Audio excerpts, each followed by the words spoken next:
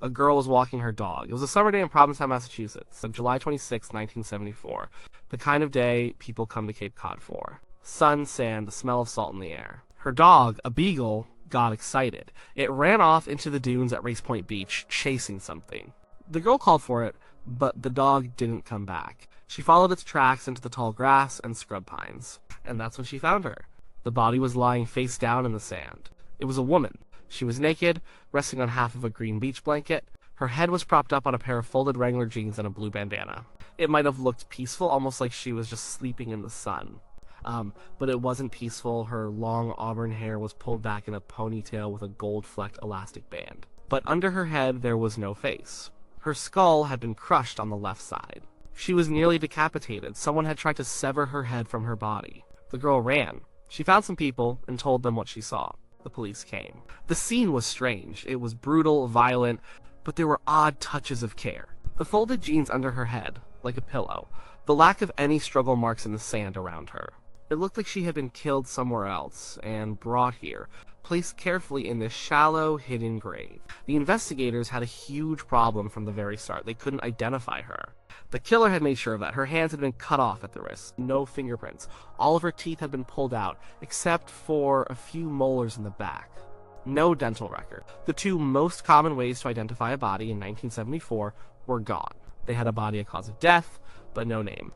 She was just a Jane Doe. The locals and the press started calling her the Lady of the Dunes. And for nearly 50 years, that's all she was. A ghost story haunting the tip of Cape Cod. A mystery that seemed like it would never be solved. The first step was the autopsy. The medical examiner determined she was between 20 and 49 years old, though they leaned toward the younger end of that range, maybe 25 to 35.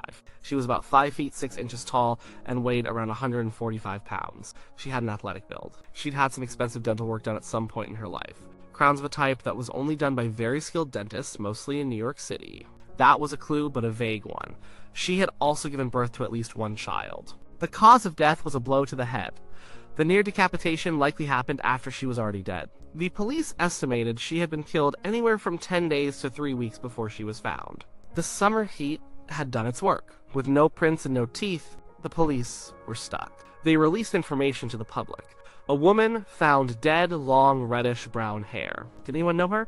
They checked every missing person report in the state, then in the country. Nothing matched. No one was looking for a woman who fit her description. It was like she had dropped from the sky. The investigators tried something new for the time. They had a forensic artist make a clay model of her head, reconstructing what she might have looked like. They hoped someone would see the bust and recognize her. They took photos of the clay head and sent them to newspapers and police departments everywhere. The face that stared back was that of a woman with high cheekbones and a strong jaw. She looked serious, maybe a little sad.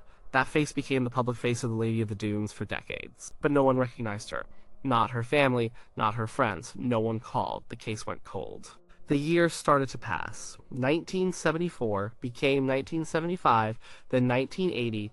The Lady of the Dunes was buried in a cemetery in Provincetown under a simple stone that read Unidentified Female Body. The original investigators grew old and retired. New detectives would pick up the file, read through the old reports, and feel the same frustration. The file was full of dead ends.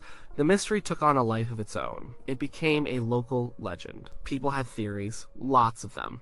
Was she a mob victim? Was she killed by a local? Every few years, a new lead would pop up and create a small flicker of hope, but they always fizzled out.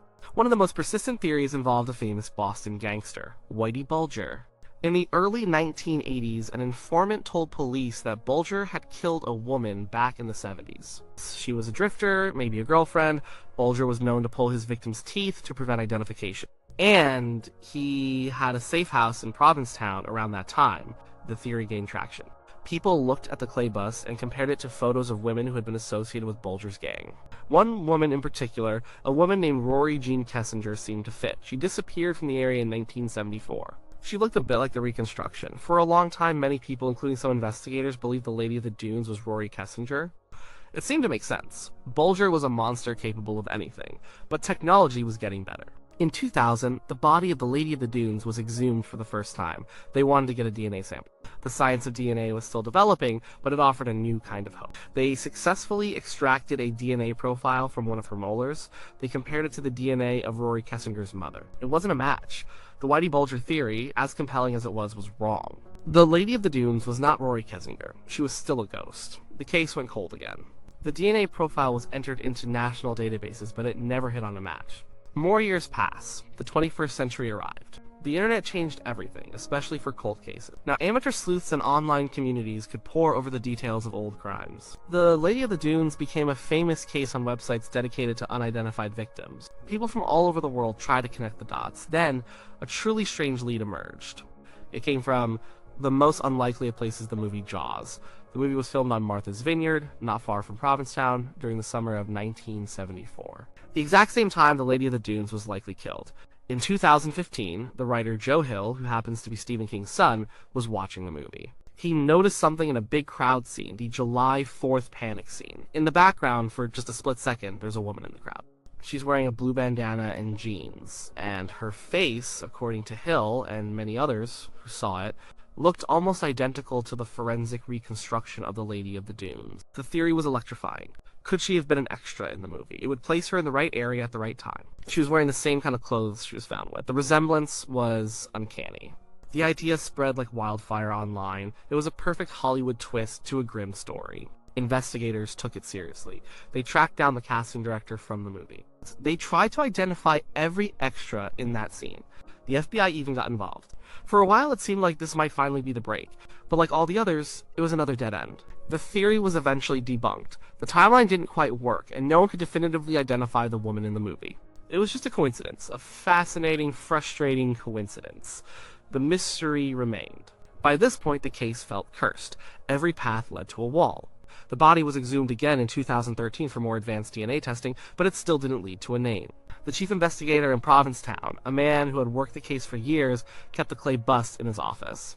A constant reminder of the woman he couldn't name. He felt a personal responsibility to her, to give her back her name, to tell her family what happened. The real breakthrough didn't come from a movie or a mob story. It came from science. A new kind of science that didn't even exist when she was found. It was called investigative genealogy. This technique is different from standard police DNA testing. A normal DNA test looks for a direct match in a criminal database. If the person's DNA isn't in the system, you get nothing. Genetic genealogy is more like building a family tree. Investigators take the victim's DNA and upload it to public genealogy websites, sites like GEDmatch or 23andMe, where people share their own DNA to find relatives. The lab doesn't look for a perfect match. They look for cousins, second cousins, third cousins, fourth cousins. People who share small segments of DNA with the unidentified person. Once they find a few distant relatives, the real work begins. Genealogists start building a massive family tree, working backward in time to find a common ancestor. Then they work forward, tracing all the descendants of that ancestor, until they find someone who fits the profile of the victim. Someone who was the right age and who disappeared around the right time. It's painstaking work. It can take months, even years. It's like solving the world's most complicated, but it works. It's the same technique that caught the Golden State Killer. In 2022, the FBI and a team of forensic genealogists decided to give it one last try for the Lady of the Dunes. They used the DNA they had collected from her remains, they uploaded it, and they got a hit. A distant cousin. From that one small link, they began to build. They found more cousins. They mapped out family lines, connecting dots across generations. They narrowed it down slowly but surely. They eventually focused on one family line from the southeastern United States. In that family, there was a woman who had disappeared in the 1970s. Her family hadn't seen or heard from her in decades. They thought maybe she had run off to join a cult or just started a new life somewhere else. They had never filed a missing person report. The genealogist had a name. They passed it to the FBI. The FBI then found a close living relative of this woman and got a DNA sample. They compared it to the DNA of the Lady of the Dunes. It was a perfect match. After 48 years, the ghost had a name.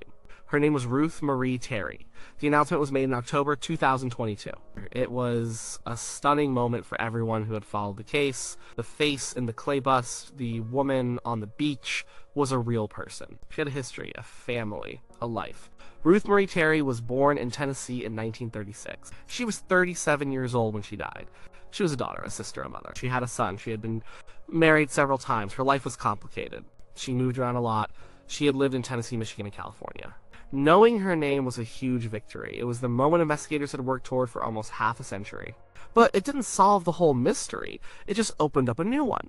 Who was she with in the summer of 1974? And who killed her? The focus of the investigation shifted immediately. Now that they knew who she was, they could trace her final month. They found out that in early 1974, she had married a man named Guy Moldavin. He was an antiques dealer. The two of them were traveling the country. They had last been seen by Ruth's family a few months before her body was found. She and Moldavin had left Tennessee on a trip. The investigation zeroed in on Guy Moldavin. He became the prime suspect. When Moldavin returned from that trip in 1974, he was alone. He was driving a car that belonged to Ruth. When her family asked where she was, he gave them a vague story.